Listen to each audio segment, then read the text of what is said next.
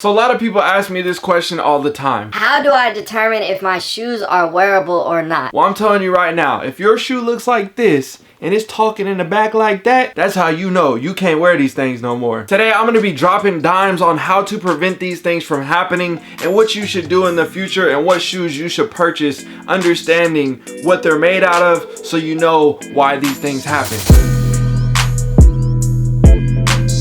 Welcome back to the channel. What's up with you guys? How you doing? How you been? If you did not know by now, my name is DJ and this is The DNA Show. Now, if you haven't already, go ahead and hit that subscribe button. Join the family, man. Drop a comment down below and let me know that you are new to the family so I can give you a warm welcome. Drop a like on the video because obviously that helps the algorithm oh so much. We want to get more content out to the family and obviously the extended family that haven't seen the videos yet. So I think it's time that we break down how this stuff happens, why it happens, what shoes it happens to the most, and what you should look for when you're going to purchase a shoe, sell a shoe, store a shoe, all these different things, all these different questions. I want to answer them for you guys today. This is an original Air Jordan 2, and bruh, every single time I touch them, they begin to crumble. And as I open the shoe up and show people and tell stories about the shoe, different things like that. The upper, pristine. The problem is the foam on the midsole, and that is what begins to deteriorate over time. So the first question is, what is the most durable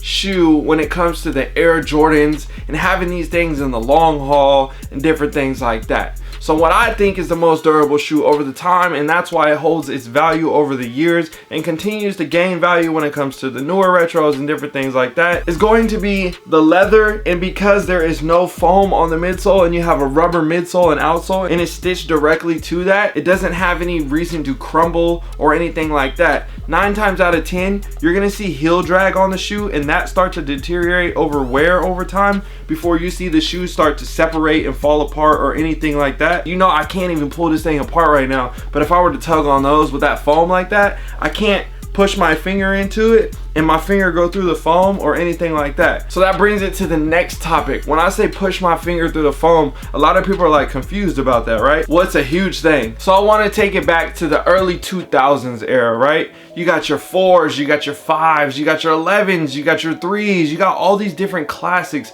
iconic colorways that people own, they covet, yet they start to fall apart, they start to deteriorate, whatever you like to call it. The shoe is 20 years old. Let's just think about that for a second. The materials, the glue, all that different stuff is 20 years old. Now this shoe was purchased and at the time it was worn. You can see from time what it has done to the plastic. So here on the back tab, it has fallen off, it's broken, it's dried out. You can see that it's starting to get ashy and it's starting to crack right here and crumble. And the leather is nice. We understand that. We know the leather is always gonna be nice. That's gonna be legit. But the two things that a lot of people have problems with when it comes to these shoes, like the Air Jordan 4, the Air Jordan 3, the Air Jordan 6, they have the plastic tab on the back. And when that plastic tab gets old, it starts to crack, it starts to break, similar to people's struggles with the DMP6. And that was from around 2006, right? So for this one, we have a rare example of the back tab breaking, yet the midsole is not falling apart or crumbling. Now these right here, I had repainted, I wanna say, close to 10 years ago. You can see there's a lot of tread off of this shoe, but because I wore the shoe and I kept that foam compact and I didn't allow it to stay brand new and dead stock for this many years and decide to wear the shoe later, that's what allowed me to keep the shoe together and not falling apart. And that's where it comes another big struggle with people. They want to have dead stock sneakers, yet at the same time they want them to be wearable years later. And that's rare to find when it comes to certain shoes. So here, for example, I'm gonna show you 2 different shoes released on the same day, but treated completely different over the past 20 years. And that's gonna be the Infrared 6. Now this right here is a dead stock version of the shoe. This is one of my favorite shoes and I always said I'm gonna keep a dead stock version. But what I did when I bought this shoe back in high school was I made sure that I put the shoe on every couple years, every year, whatever it may be, and literally just walk around in my bedroom and keep that foam intact because I never wanted them to fall apart and crumble. And what I did with this pair that were rocked, and I mean beat up over time, as they got beat up, they started to fall apart. The midsole started to crumble, the outsole started to come off. As you can see, they've been worn heavily. You can see here on the back of the heel, all these different things. Literally the same shoe, but two different outcomes. So this one was stocked, worn a couple times around the house, literally like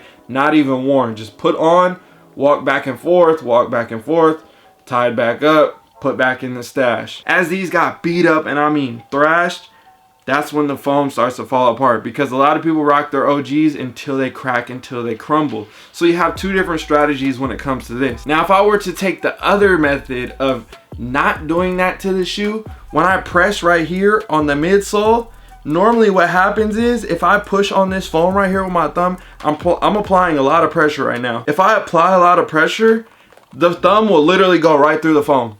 And you'll be like, bro, these were Deadstock all this time, and I just stuck my thumb through that midsole. And you're like devastated, right? Because you try to keep this shoe dead stock over the years. So another way to test that method is always pressing on the foam. Start gently and then apply more pressure as you go, filling on there just to determine, hey, is this still intact? And a lot of areas right here where the foam is very thin, it begins to crack right here as well, close to the toe and the mid part of the foot. This pair right here, I had these for a very long time. They came out in what, 1999? So it's obviously been over 20 years since this shoe released. And as you can see right here, it started to crack on me. I put these on and wore them around the house and they began to crack. So that's when I knew immediately, like, there's no more, I can't do that anymore often. When you buy a 20-year-old sneaker and you weren't the owner for the past 20 years and didn't treat it correctly and properly store it and all those different things. Speaking of that, I have a video on how to properly store your sneakers. So click on the link above for that, for more information on that topic. But if you didn't properly do that over the past 20 years, you bought the shoe 5 years ago, and yes, you did it properly, but you don't know what happened the first 15 years of owning that shoe, right? What people do, they buy OG shoes off of StockX and different things like that, but you don't know because you didn't touch that shoe. And when it comes to buying old sneakers, I always recommend purchasing old sneakers in person, because that way you can do it and understand, like, hey, is this shoe actually wearable? Is it in the condition that I want it to be? How is it stored? Give me the backstory, different things like that. Which brings to the next topic. When you're buying shoes from people in person and they are OG, when you want to stick your thumb through that midsole, if you do that, you're gonna end up having to buy the shoe from the person because you just ruined it in front of their face. So what I would always recommend is have them do it, have them present that the midsole is still intact in front of your face, and not you stick your thumb through their midsole, because then they're gonna be pissed off. They're gonna want you to purchase the shoe, and you're gonna be like, hold up, I don't want to buy it now because it's burnt out. Like, I just stuck my finger through it, and clearly they're not wearable. Make sure that the seller is showing and proving that the shoe is still wearable, so you don't have to worry about going through those struggles or getting home and immediately the shoe crumbling or anything like that. So from those shoes, they have a very similar midsole when we're talking about the Air Jordan 2 through 8, right? So with that, you have the same foam type material when it comes to the midsoles.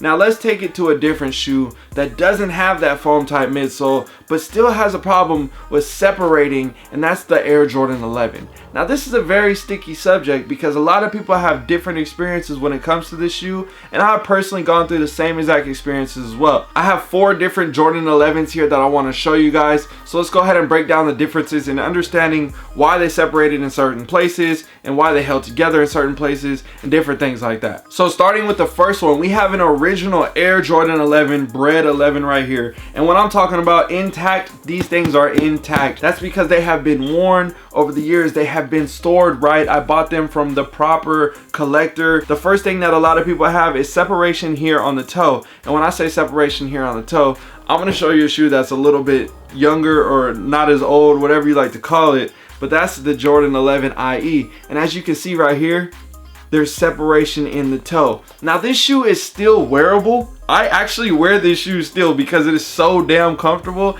I don't even care if my toe is talking a little bit. Another thing on separation is here on the outsole. You can see it right here. You see where it's separating right there. Now the shoe is technically still wearable because it's connected at the front and the back, a little wobbly in the midfoot right here, and a lot of people always have the disconnect right here when it comes to the carbon fiber and the outsole connecting in this area where they glued it down, and that's just simply time, the glue falling, deteriorating, you know, not built to last forever. And that brings another question. When people ask about yellowing and their opinions about that, drop comments down below about your opinion about yellowing. Me personally, I think it brings character to the shoe. It shows its age, it shows its history when it comes to the sneaker. Some people hate it, some people love it. I'm personally a fan of it because it's able for me to determine the different eras of a shoe when I see somebody rocking it down the street. Okay, so now I want to speed it up. We're talking about a lot of shoes that came out closer to 20 years ago. I want to ramp it up just a little bit more for you guys and help understand different things that made it came out maybe 10 or 15 years ago, so that way you have a better understanding from something like this. Now the Black Laser 4, as you can see on the midsole right here, they are starting to crack. The paint is cracking, but the midsole is not cracking. So what that means is the paint that they put over the layer of foam, over time as you wear the shoe, it causes the paint to chip off over time. That does not mean that the shoe is not wearable. Also, another thing to notice is my air bubbles. You see that they are foggy? That's simply from time. These are two things that you can fix. You can go and repaint the midsoles. You can do different things to get fogging out of the air bubbles. Speaking of that, check out the link above for how to defog the air bubbles on your Jordans. This right here, it's still wearable. It's perfectly fine.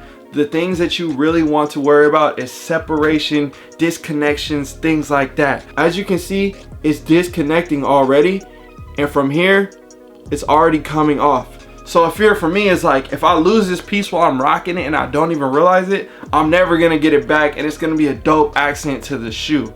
So does that mean the shoe is not wearable, or does that mean the shoe is still wearable? Drop a comment down below. Me personally, I'm still rocking them, but I do have fear of someday potentially losing these little Jordan tabs that are connected to the front. Finally, I want to give you guys a newer look at a newer Jordan right here that recently came out, and just show you guys the detailed look of it. Just showing, hey, this is how it's all put together. This is how it looks when it's A1. And as you can see, the difference between, you know, obviously new release compared to older releases, and just kind of understanding like, hey, this potentially may look like those 10, 20 years from now. So keep that in mind when you're purchasing certain shoes. When you know you have a foam like this on the midsole or something like that, understand that, hey, over time, 9 times out of 10, they're probably going to end up happening to me as well. So if you're a new collector and you're personally thinking about, hey, I want to have this shoe on my collection for the next 20 years, think about that, consider that on the shoes that you purchase, because at the end of the day, they are worth money. And if you do plan on getting money out of them later, or whatever it is that you have for your strategy on what you want to do with your collection and the value of it and all those different things,